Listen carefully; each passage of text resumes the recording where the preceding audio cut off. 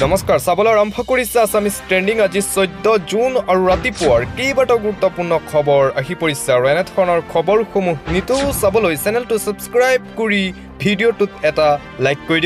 দিবলৈ আজি ৰাতিপুৱাৰ প্ৰথমটো ব্ৰেকিং নিউজ এইবাৰ নিট পৰীক্ষাৰ বিতৰ্কক লৈ প্ৰতিক্ৰিয়া প্ৰকাশ কৰিছে সাংসদ গৌৰৱ গগৈয়ে নিট পৰীক্ষাৰ বিসংগতিক লৈ মহা অভিযোগ কংগ্ৰেছৰ ফালৰ পৰা কৰা হৈছে অভিযোগ চৰকাৰৰ বিৰুদ্ধে দিল্লীত গৰ্জন গৌৰৱ গগৈৰ এইবাৰ গৌৰৱ গগৈৰ নিট পৰীক্ষাক লৈ সৰব গৌৰৱ গগৈ চৰকাৰৰ হেমাহিৰ বাবে 24 লাখ পৰীক্ষাৰ্থী এতিয়া বিপদত পৰিছে নিটৰ সকলো দিশ সৰ্বোচ্চ ন্যায়ালয়ক নিৰীক্ষণ কৰাৰ দাবী সাংসদ গৰাকীৰ গৌৰৱ গগৈয়ে এবাৰ নিট পৰীক্ষাৰ বঞ্চিত পৰীক্ষাৰ্থীসকলৰ বাবে মাত মাতিছে মোদী চৰকাৰৰ দিনত হোৱা পেপাৰ লিকে লাখ লাখ পৰীক্ষাৰ্থীৰ ভৱিষ্যত ধ্বংস কৰিছে CBR তদন্তৰ দাবী কৰিছে কংগ্ৰেছৰ সাংসদ গৌৰৱ গগৈয়ে নিট পৰীক্ষাত হোৱা বিসংগতিক লৈ এবাৰ হৰপ হৈছে গৌৰৱ গগৈ নিট পৰীক্ষাৰ বঞ্চিত ছাত্ৰ-ছাত্ৰীসকলৰ বাবে এতিয়া মাত মাতিছে গৌৰৱ গগৈয়ে দিল্লীত মহা গৰ্জন গৌৰৱ গগৈৰ সাংসদতো নিট পৰীক্ষাৰ বিসংগতিক লৈ চৰকাৰক জবাবদিহি কৰিব বুলি মন্তব্য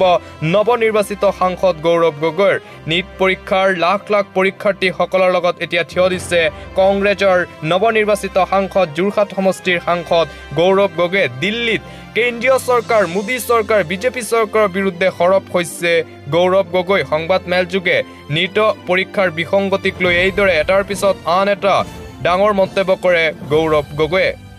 দিবলৈ এটা ভাল খবৰ ৰাজ্যৰ মহিলাসকলৰ বাবে এটা ভাল খবৰ কিয়নো 50,000 টকালৈকে ঋণ ৰেহাই মাইক্ৰ ফাইনেন্সৰ ঋণী মহিলালৈ হিমন্ত বিশ্ব শৰ্মাৰ বৃহৎ ঘোষণা 50,000 টকাৰ ঋণ লোৱা মহিলাৰো ঋণ মাফ কৰিব ৰাজ্য চৰকাৰে আগষ্ট মাহত ৰূপায়ণ কৰা হ'ব অভিলাষী আঁচনি ৰাজ্য চৰকাৰৰ ফালৰ পৰা বেংকৰ ঋণ মাফ কৰি মহিলাসকলক দিয়া হ'ব NOC প্ৰদান কৰিব মহিলাসকলক কেবিনেটত বৃহৎ সিদ্ধান্ত লৈছে হিমন্ত বিশ্ব শৰ্মাৰ চৰকাৰে ৰাজ্য চৰকাৰৰ বৃহৎ সিদ্ধান্ত ইতিমধ্যেই 25,000 টকা পৰ্যন্ত ঋণ লোৱা মহিলাৰো ঋণ মাফ কৰিছে ৰাজ্য চৰকাৰে মাইক্ৰ ফাইনেন্সৰ ঋণী মহিলালৈ ভাল খবৰ ঘোষণা কৰিছে হিমন্ত বিশ্ব শৰ্মাই 50,000 টকা ঋণ লোৱা মহিলাৰো ঋণ মাফ কৰিব ৰাজ্য চৰকাৰে আগষ্ট মাহত ৰূপায়ণ কৰা হ'ব এই অভিলাষী আঁচনি ঘোষণা মুখ্যমন্ত্ৰী ডক্টৰ হিমন্ত বিশ্ব শৰ্মাৰ দিবলৈ আন এটা ব্ৰেকিং নিউজ শিক্ষকলৈ 10টা নতুন নিৰ্দেশনা নামানিলেই হ'ব নিলম্বন ৰাজ্যৰ শিক্ষকসকললৈ 10টাকৈ নতুন নিৰ্দেশনা শিক্ষকসকললৈ শিক্ষা বিভাগৰ ফালৰ পৰা 10টা গুৰুত্বপূৰ্ণ নিৰ্দেশনা প্ৰতিজন শিক্ষকে মানিব লাগিব এইসমূহ নতুন নিৰ্দেশনা নামানিলেই হ'ব নিলম্বন শিক্ষকসকল শিক্ষা বিভাগৰ ফালৰ পৰা দিয়া হৈছে নিয়ম সামাজিক মাধ্যমত কোনো ধৰণৰ বিতৰ্কিত মন্তব্য কৰিব নোৱাৰিব শিক্ষকসকলে যিখন বিদ্যালয়ত শিক্ষকতা কৰি আছে সেই বিদ্যালয়ৰ শিক্ষাৰ্থীক ল'ব নোৱাৰিব টিউচন কোনো প্ৰতিবাদী কাৰ্যসূচীত যাতে শিক্ষাৰ্থীয়ে অংশ ল'ব নোৱাৰে লক্ষ্য ৰাখিব লাগিব শিক্ষকসকলৰ কোনো প্ৰতিবাদী কাৰ্যসূচীৰ বাবে বন্ধ দিব নোৱাৰিব বিদ্যালয় প্ৰতিজন প্ৰধান শিক্ষকে স্কুল ৰুল বুক মানি চলিব লাগিব বিদ্যালয়ত সভা পাতিবলৈ যিকোনো দল সংগঠনক অনুমতি দিব নোৱাৰিব 9 বজাৰ লগে লগে বিদ্যালয়ত প্ৰৱেশ কৰিব লাগিব শিক্ষকসকল প্ৰধান শিক্ষকও দৈনিক অন্তত এটা ক্লাছ কৰিব লাগিব দৈনিক নোৱাৰিলেও সপ্তাহত 5টা ক্লাছ লোৱাটো বাধ্যতামূলক প্ৰধান শিক্ষকৰ বাবে ইংৰাজী ভাষাতেই শিকাব লাগিব বিজ্ঞান আৰু গণিত বিষয় শিক্ষকলৈ এইসমূহ 10টাকৈ গুৰুত্বপূৰ্ণ নিৰ্দেশনা জাৰি কৰিছে শিক্ষা বিভাগৰ ফালৰ পৰা এই নিয়মসমূহ নামানিলেই শিক্ষকসকলক কৰা হ'ব নিলম্বন আন এটা গুৰুত্বপূৰ্ণ খবৰ এটা জৰুৰী খবৰ আপোনাৰ ফোন অথবা লেপটপ হেৰাইছে নেকি যদি হেৰাইছে তেন্তে আপোনাৰ বাবে এই খবৰটো অত্যন্ত জৰুৰী খবৰ যদি হেৰাইছে আপোনাৰ ফোন বা লেপটপ তেন্তে অহা 14 জুনত অৰ্থাৎ কাইলৈ আহক এটা বিশেষ স্থানলৈ আপোনাৰ মোবাইল অথবা লেপটপ হেৰাইছে নেকি যদি হেৰাইছে তেন্তে আপোনাৰ বাবে জৰুৰী খবৰ আপোনাৰ হেৰুৱা লেপটপ ফোন ঘূৰাই দিব অসম আৰক্ষীৰ হাতত 650টা মোবাইল ফোন 16টা লেপটপ শুদ্ধ প্ৰমাণ দি আৰক্ষীৰ পৰা লৈ যাব পাৰিব আপোনাৰ ফোন অথবা হেৰুৱা লেপটপ মহানগৰীৰ বিভিন্ন প্ৰান্তত চুৰি হোৱা ফোন লেপটপ উদ্ধাৰ কৰিছে অসম আৰক্ষীয়ে 14 জুন তাৰিখে গুৱাহাটী আৰক্ষী আয়ুক্তৰ কাৰ্যালয়ত প্ৰদান কৰা হ'ব এইসমূহ সামগ্ৰী দিনৰ 11 বজাৰ পৰা মালিকা সত্তৰ প্ৰমাণ দি লৈ যাব পাৰিব হেৰুৱা ফোন আৰু লেপটপ মহানগৰ আৰক্ষীয়ে ইতিমধ্যে প্ৰস্তুত কৰিছে বিশেষ তালিকা সামগ্ৰীসমূহ বিভিন্ন স্থানৰ পৰা উদ্ধাৰ কৰিছে মহানগৰ আৰক্ষীয়ে আপোনাৰ যদি মোবাইল ফোন অথবা ল্যাপটপ হেৰুৱাইছে তেন্তে আপুনি 14 জুনলৈ আহক আৰু সঠিক প্ৰমাণ দি আপোনাৰ ফোন বা ল্যাপটপ লৈ যাওক আৰক্ষীৰ পৰা দিবলৈ চান এটা অতিকৈ জৰুৰী খবৰ যিকোনো মুহূৰ্তত বন্ধ হ'ব পাৰে আপোনাৰ হোৱাটছআপ একাউণ্ট বন্ধ হ'ব পাৰে যিকোনো মুহূৰ্তত হোৱাটছআপ ব্যৱহাৰকাৰীৰ বিৰুদ্ধে কঠোৰ হৈছে এইবাৰ প্ৰশাসন ভাৰতত নিয়ম উলংঘাকাৰী 72 লাখ হোৱাটছআপ একাউণ্ট নিষিদ্ধ হোৱাটছআপ পলিসি উলংঘাকাৰী লাখ লাখ একাউণ্ট বেন কৰিছে ভাৰত চৰকাৰে আপুনি নিয়ম উলংঘা কৰিলেই মুহূৰ্ততে বন্ধ হৈ যাব পাৰে আপোনাৰ হোৱাটছআপ একাউণ্ট দেহ বিৰোধী মেছেজ ফটো ভিডিঅ' শ্বেয়াৰ কৰিলে হ'ব পাৰে ভয়ংকৰ বিপদ স্পাম স্কেমৰ জৰিয়তে দেহ বিৰোধী কাৰ্যকলাপ কৰাৰ অভিযোগ হোৱাটছআপ সুৰক্ষাৰ বাবে আপোনাৰ একাউণ্টৰ কাৰ্যকলাপ নিৰীক্ষণ কৰিছে কোম্পানীয়ে যিকোনো মুহূৰ্তত আপোনাৰো হোৱাটছআপ হৈ যাব পাৰে ক্লোজ যদিহে আপুনি ভাৰত বিৰোধী কিবা ভিডিঅ' অডিঅ' আদি শ্বেয়াৰ কৰে দিবলৈছো বতৰক লৈ এটা গুৰুত্বপূৰ্ণ খবৰ পুনৰবাৰ আঞ্চলিক বতৰ বিজ্ঞান কেন্দ্ৰৰ ফালৰ পৰা জাৰি কৰা হৈছে সতৰ্কবাণী বতৰে লৈছে কালৰূপ 17 জুন পৰ্যন্ত অসমত হ'ব প্ৰচণ্ড বৰষুণ শিলাবৃষ্টি ধুমুহা আঞ্চলিক বতৰ বিজ্ঞান কেন্দ্ৰৰ ফালৰ পৰা পুনৰবাৰ জাৰি কৰা হৈছে এলাৰ্ট ৰাজ্যত হঠাৎ কালৰূপ ধাৰণ কৰিছে বতৰে 17 জুনলৈকে অসমত হ'ব ধাৰাসাৰ বৰষুণ বতৰ বিজ্ঞান কেন্দ্ৰই জাৰি কৰিছে এলাৰ্ট অসমৰ কেইবাখনো জিলালৈ এলাৰ্ট অসমৰ লগতে নৰ্থ ইষ্টৰ আন বহুকেইখন ৰাজ্যলৈ এলাৰ্ট জাৰি কোন জিলাত জাৰি কৰা হৈছে এলাৰ্ট অসমত ইতিমধ্যে ছিকিমত সংসাৰ লৈছে বানে ছিকিমত ভয়ংকৰ পৰিস্থিতি প্ৰচণ্ড বানে উটুৱাই নিছে ঘৰ দুৱাৰ ৰাজ্যত হঠাৎ কালৰূপ ধাৰণ কৰিছে বতৰে 17 জুনলৈকে অসমত হ'ব ধাৰাসাৰ বৰষুণ আঞ্চলিক বতৰ বিজ্ঞান কেন্দ্ৰৰ ফালৰ পৰা জাৰি কৰা হৈছে পুনৰবাৰ এলাৰ্ট অসমৰ লগতে নৰ্থ ইষ্টৰ বাকী ৰাজ্যসমূহলৈও এলাৰ্ট জাৰি কৰিছে আঞ্চলিক বতৰ বিজ্ঞান কেন্দ্ৰই অসমৰ বিভিন্ন জিলালৈ येलो एलार्ट ऑरेंज एलार्ट और रेड एलार्ट जारी কৰিছে আঞ্চলিক বতৰ বিজ্ঞান কেন্দ্ৰই অহা 17 জুন পৰ্যন্ত ৰাজ্যত হ'ব ধাৰাসাৰ বৰষুণ শিলাবৃষ্টি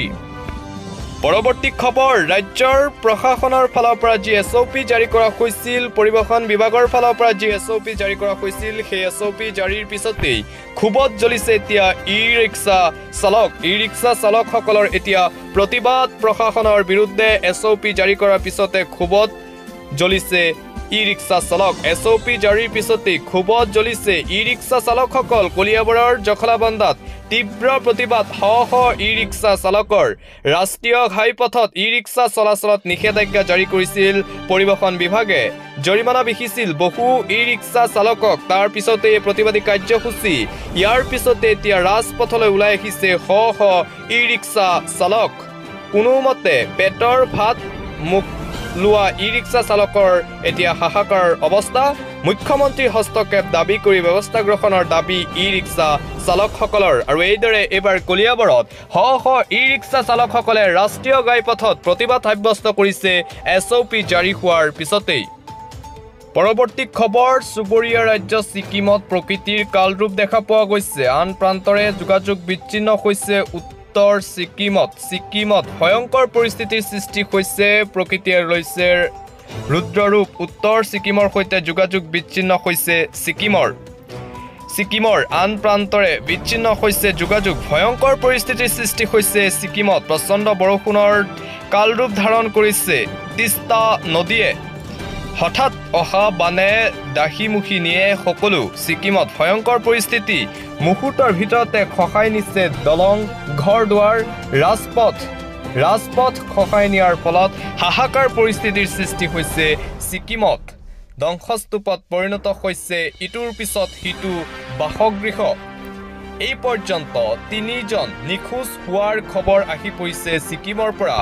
তিষ্টা নদীয়ে লৈছে কালৰূপ প্ৰচণ্ড বৰষুণৰ ফলতেই ৰুদ্ৰৰূপ লৈছে এতিয়া প্ৰকৃতিয়ে মুকলদাৰ বৰষুণৰ বাবে ছিকিমত ভয়াৱহ পৰিস্থিতিৰ সৃষ্টি হৈছে তাৰেই দৃশ্য চাওক কি এক ভয়ংকৰ পৰিস্থিতিৰ সন্মুখীন হৈছে চুবুৰীয়া ৰাজ্য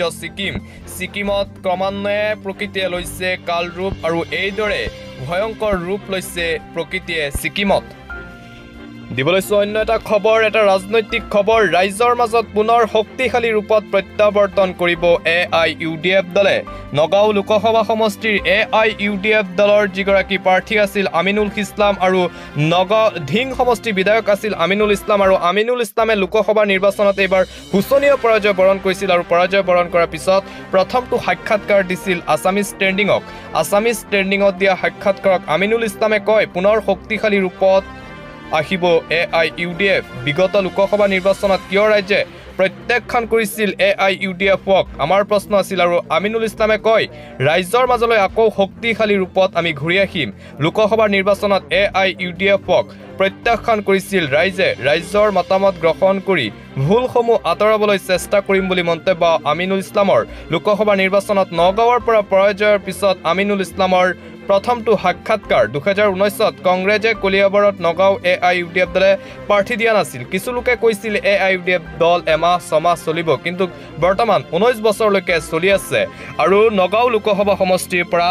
পৰাজয় বৰণ কৰাৰ পিছত প্ৰথমটো সাক্ষাৎকাৰ দিছিল আমিনুল ইছলামে আছামিজ ট্ৰেণ্ডিঙৰ সৈতে আৰু সেই সাক্ষাৎকাৰৰ কিছু মন্তব্য এই মুহূৰ্তত শুনাই ল'ব বিচাৰিছো এনেকৈ ৰাজনীতিত উত্থান পতন সদায় থাকে যিকোনো দলে সদায় একে ফলাফল নেদেখুৱাই আমি দেখিছো কিছুমান দল চাওক প্ৰথম কথা হ'ল আমি এতিয়া ৰাইজৰ মতামত গ্ৰহণ কৰি আছো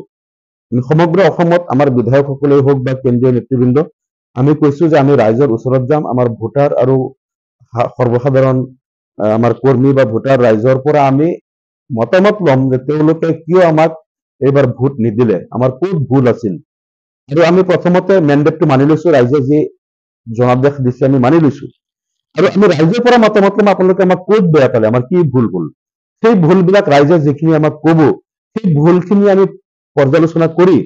আমি সেইখিনিৰ পৰা সংশোধন হোৱাৰ কাৰণে পণ লৈছো ইয়াত চৰকাৰ কৰিছে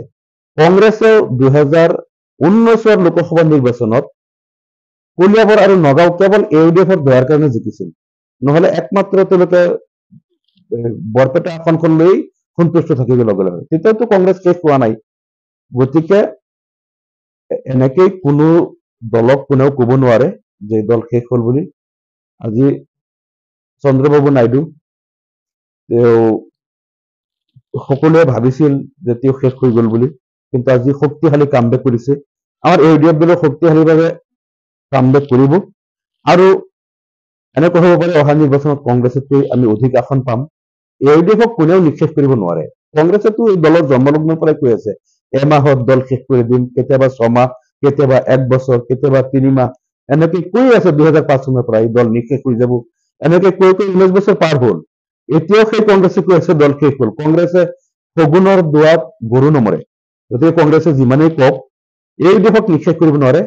আপোনালোকে চাই থাকক অহা দিনত AIUDFে আগতকৈ অধিক শক্তিশালীভাৱে অসমৰ ৰাজনীতিত খোপনি পুতিব 2024 লোকসভা নিৰ্বাচনৰ ফলাফলে আকৌ 26 বিধানসভা নিৰ্বাচনত কিবা প্ৰভাৱ পেলাব বুলি আপুনি ভাবে প্ৰভাৱ